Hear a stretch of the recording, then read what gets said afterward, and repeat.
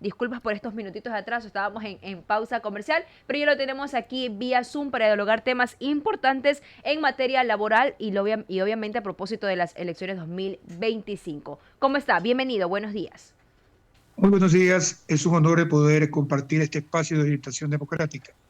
Oiga, coméntenos cómo usted ve esas proyecciones para este año en materia laboral, cómo vio y observó, analizó de pronto ese debate presidencial que muy poco se topó el tema de lo laboral en el país. Adelante.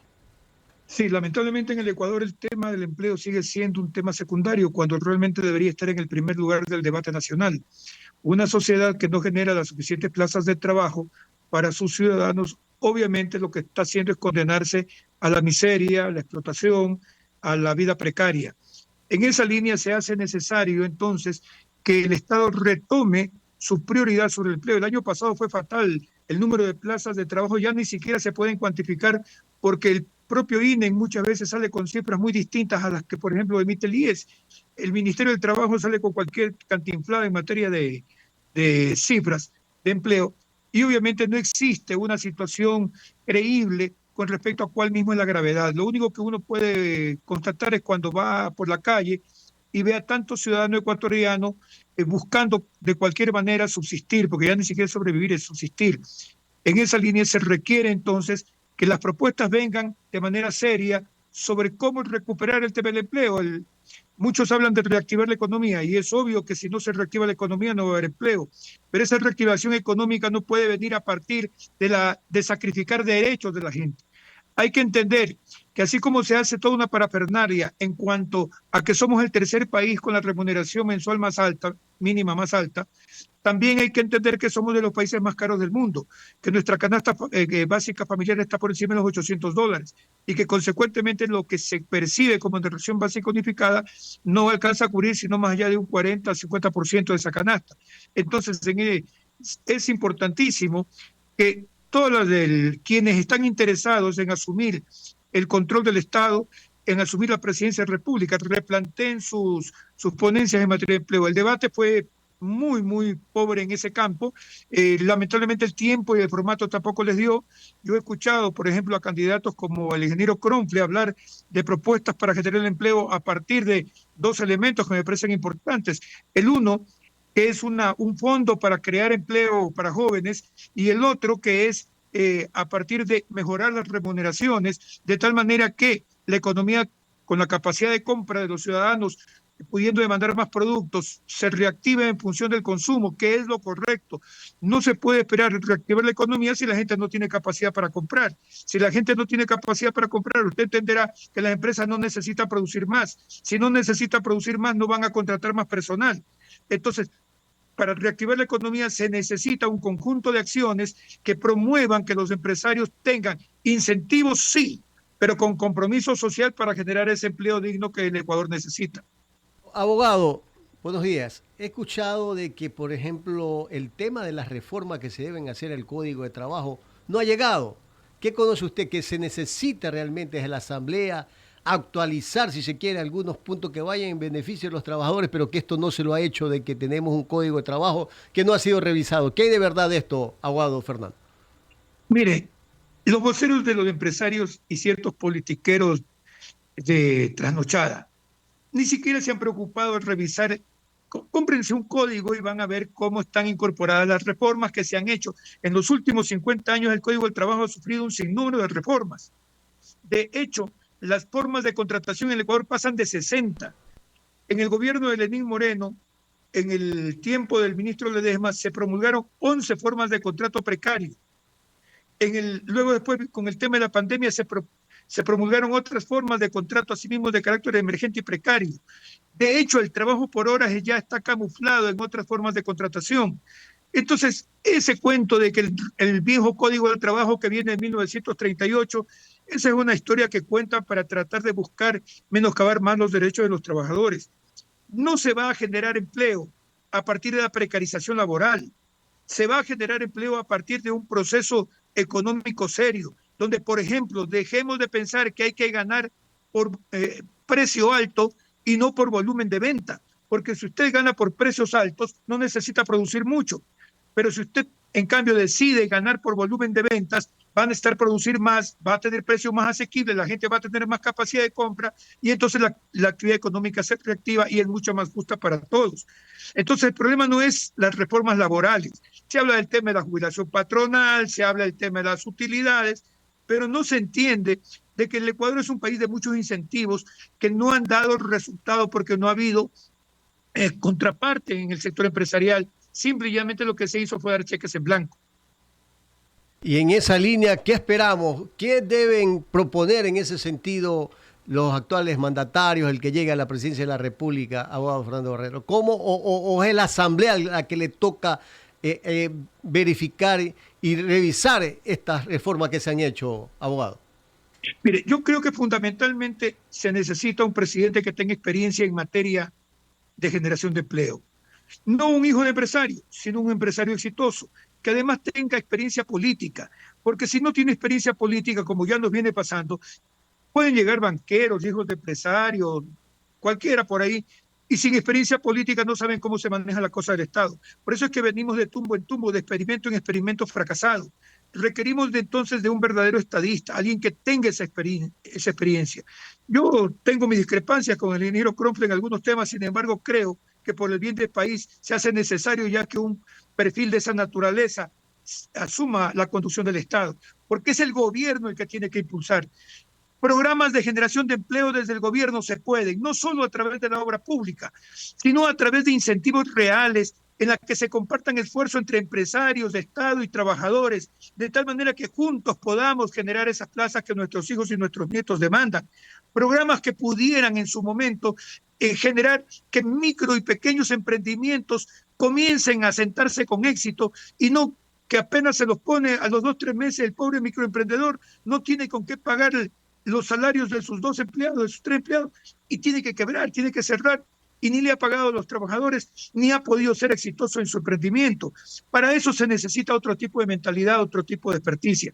Y en esa línea yo creo que los ecuatorianos tenemos que olvidarnos de que aquí hay un bipartidismo, que hay que votar o por los correístas o por quien se proclama el paladín anticorreísta. No, el país merece mejor suerte. El país no puede estar cada elección pensando, ya no son tan malos los correístas, voy a votar por los correístas.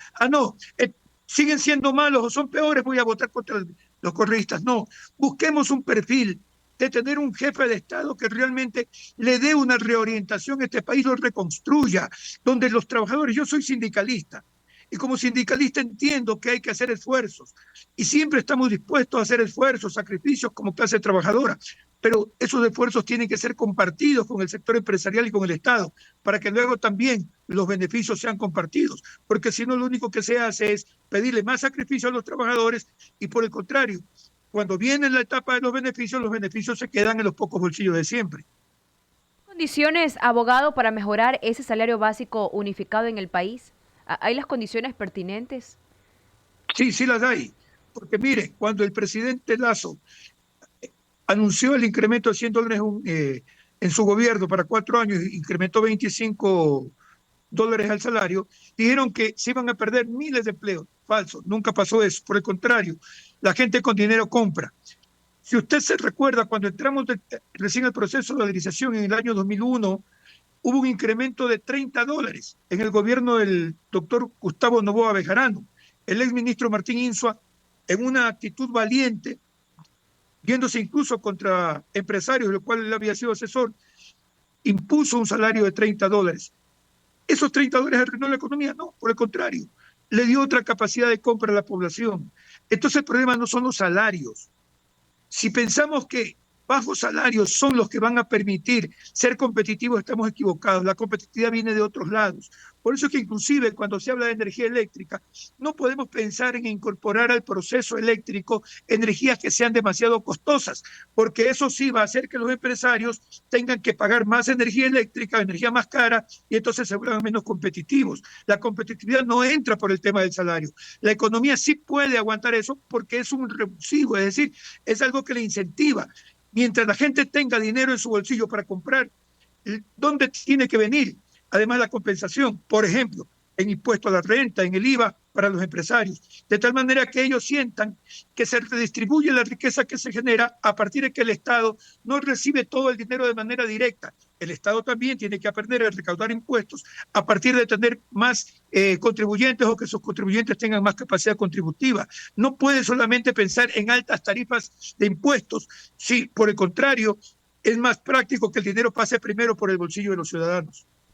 8:47. ¿Qué podría hacer el próximo mandatario para realmente generar esas plazas de empleo? En el debate presidencial usted decía medidas, propuestas, perdón, exactas, quizás la dio el presidenciable Henry Kronfle, pero otros candidatos también prometían 1.000.000 de empleo, 500.000 plazas de empleo, 50.000, bueno, eran diferentes estadísticas.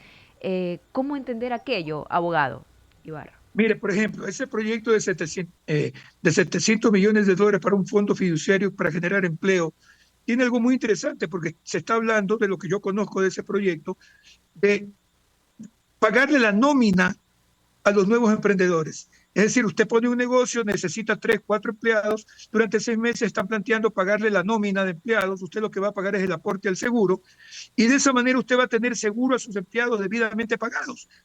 Es la parte más dura, con el compromiso de que se consolida el negocio y el microemprendedor, el mediano emprendedor, le debe conservar la estabilidad a su trabajador mínimo 1 año. Eso va a incentivar la economía, eso va a ayudar al IES inclusive, porque eso puede significar más de 200 millones de dólares al año para el Instituto Ecuatoriano de Seguridad Social. Ahí hay un proyecto serio. Y proyectos como ese se pueden plantear.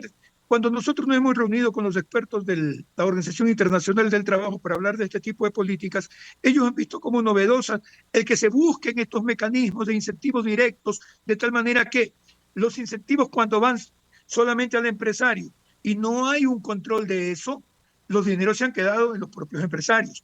Pero si en cambio se hace un proyecto fiduciario como el que se está proponiendo de parte de Kronfle, yo creo que ahí hay una muy buena posibilidad, sobre todo para empleo joven.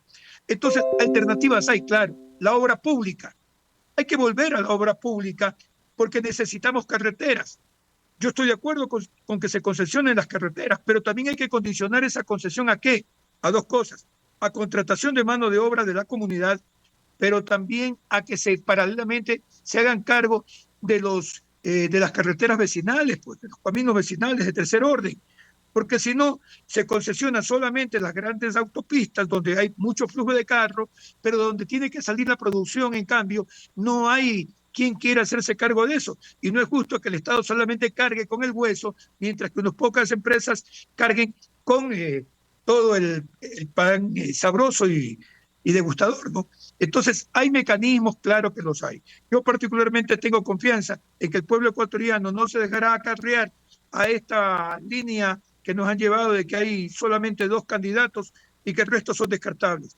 En esa lista de candidatos presidenciables hay varios. Yo particularmente, como ciudadano y como sindicalista, creo que Kronfle es la mejor opción, pero hay varios, ojo, que podrían ser una buena alternativa frente a esta bipolaridad absurda, porque es una bipolaridad del odio, de la revancha y del rencor.